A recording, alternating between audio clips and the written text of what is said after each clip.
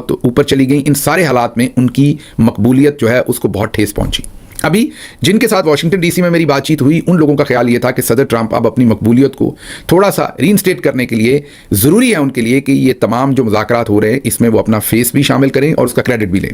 इसलिए उनको लगता था कि सदर ट्रंप जो हैं वो शायद खुद पाकिस्तान जाएं साइन करने के लिए, या मैंने कल भी आपको कहा था कि यूरेनियम वगैरह के मामलात अब अगर हल हो गए तो उसकी जो हैंडिंग ओवर होगी, मतलब यूरेनियम इटसेल्फ तो नहीं, वो तो साइंटिस्ट ही करेंगे, लेकिन जो उसकी अलामती हैंडिंग ओवर होगी या अलामती उसका जो भी एग्रीमेंट होगा उसमें सदर ट्रंप खुद जाएंगे और उसे बढ़ा चढ़ा कर पेश करेंगे कि शायद ये बहुत ही कोई बड़ा काम किया। ये मेरा तजिया है। तो कल जो तजियाकारों ने हमें बातचीत बताई या जो लोग इन सारे मामलात को समझते हैं उनसे जो हमारी बात हुई उस मुनासबत से हमने आपके सामने तजिया रखा था।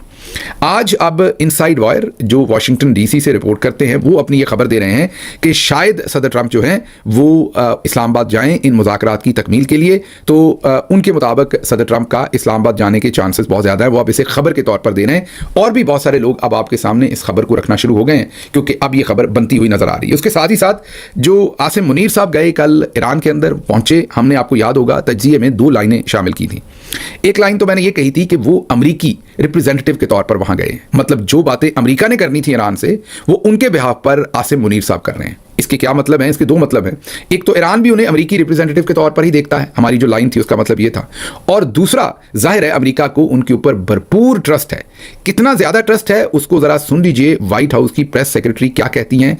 Or where would they be the next round? They would very likely be in the same place as they were last time, yes. With the same, I would just want to make one point that's important to the president.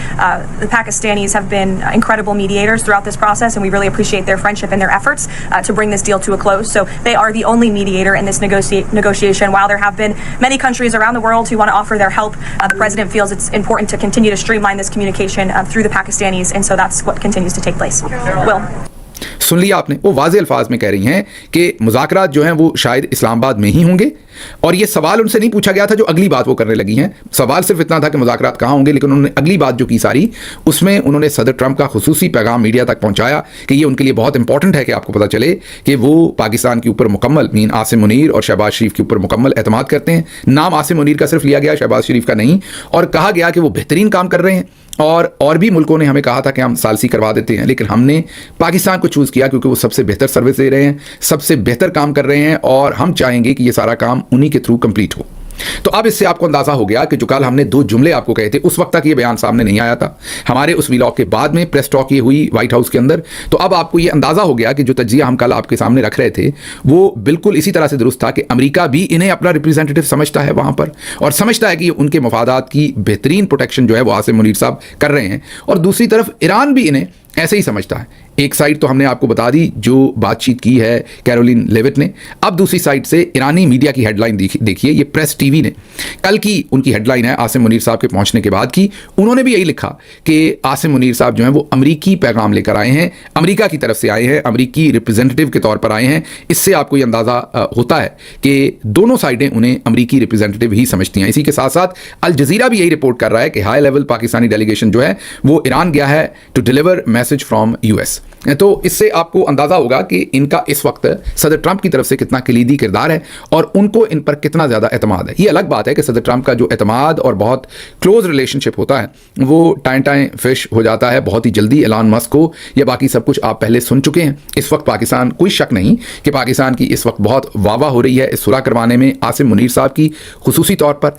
इस mission पर वो साथ लेकर भी मोहसिन नकवी को गए, नून league की government में से किसी को नहीं लेकर गए। हालांकि शायद जाना तो नून लीग की गवर्नमेंट में से चले कोई और मौजूद नहीं था तो ख्वाजा आसिफ को ही ले जाते। कल जब उनकी हमने यहाँ पर थोड़ी बहुत ट्रोलिंग की या आपने कहना है कि उनका थोड़ा बहुत उनको छेड़छाड़ की उनके साथ, तो उसके बाद उन्होंने एक ट्वीट किया है। काफ़ी दिनों से वो ट्वीट नहीं कर रहे थे, डरे हुए थे जब से उन बेचारों की खचाई हुई। मेरा ख्याल इसके बाद मुझे अंदाज़ा भी था कि वो ट्वीट करेंगे, उन्होंने किया है, लेकिन फिर उसके बाद कोई ऐसी चीज़ लिखती है कि अब दुनिया चाहे तो इसको भी कंट्रोवर्शियल बना सकती है। अभी तक बनी नहीं है, लेकिन अगर लोग गौर से पढ़े तो इस ट्वीट को भी कंट्रोवर्शियल बनाया जा सकता है उनके, और उन बेचारों को फिर ये भी डिलीट करना पड़ सकता है। हालांकि उन्होंने अपनी तरफ से बहुत ही सेफ काम किया कि जो प्रेस सेक्रेटरी ने आसिम मुनीर साहब की वाह की उसको उन्होंने ट्वीट किया और ऊपर उन्होंने अपनी तरफ से कैप्शन वो लगाया जिससे उन्हें लगता है कि कंट्रोवर्शियल नहीं होगा। लेकिन ये भी है क्योंकि उनमें एक तो वो मेरा ख्याल पढ़े लिखे ज़्यादा नहीं, ऊपर से कोशिश नहीं करते, तो उनसे अक्सर ये हरकतें होती हैं। बहरहाल शुक्रिया है कि वापस ट्वीट पर आए हैं, पहले तो बिल्कुल खामोश हो गए थे। साथ ही साथ पाकिस्तान क्योंकि गज़ा पीस बोर्ड का मेंबर भी है, वैसे उसके नाम में गज़ा तो नहीं था, पीस बोर्ड ही था या बोर्ड ऑफ पीस था,